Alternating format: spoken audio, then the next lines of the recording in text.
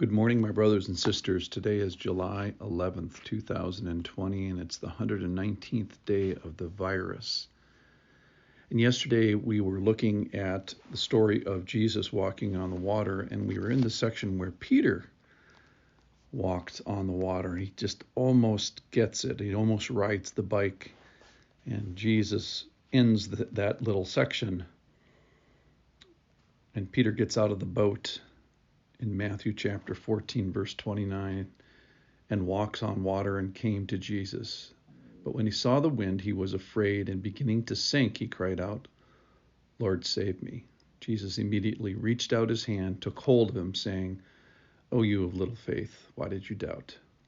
And then today's lesson, and when they got into the boat, the wind ceased, and those in the boat worshipped him, saying, "Truly, you are the Son of God."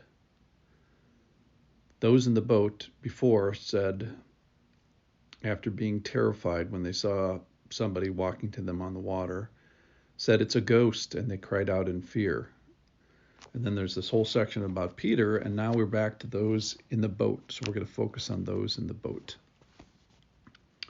So we know that they're disciples, that is, that they're relatively experienced spiritual people. They've seen stuff. They've seen perfection and kindness and compassion. They've seen Jesus not respond in anger, and yet they were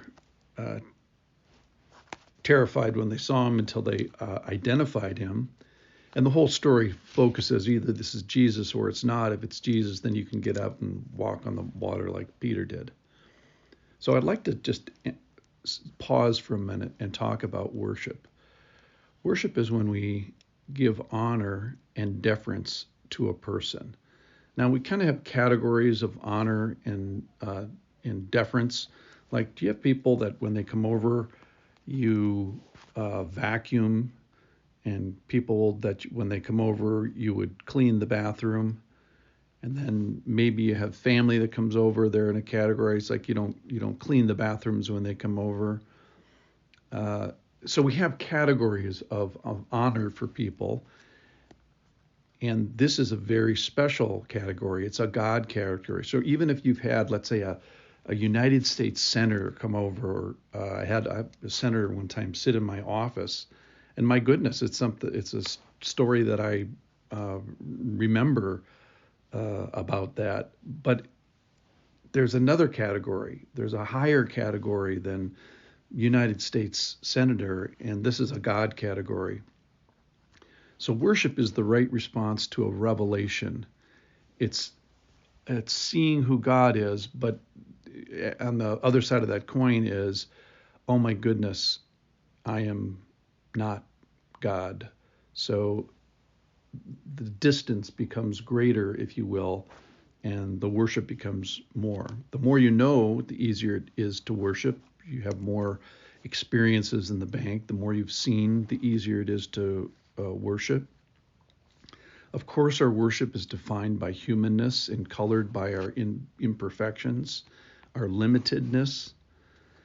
And sometimes we see determinative worship, like I don't care what my circumstances. David does this. I also think of the POWs in the Hanoi Hilton that were literally being tortured, and them worshiping the Lord and praising the Lord in the midst of difficult circumstances.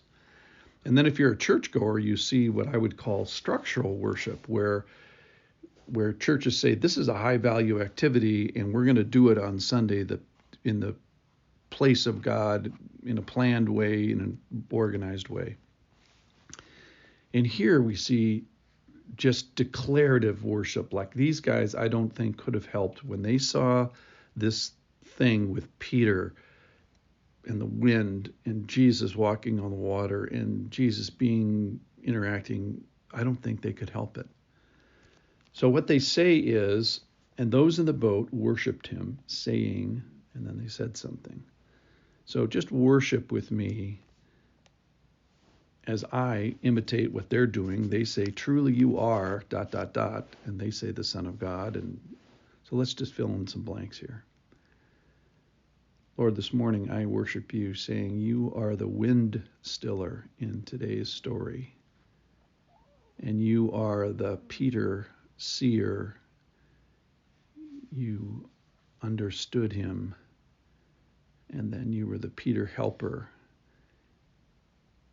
You are the one who reached out your hand and took hold of him when he was in trouble.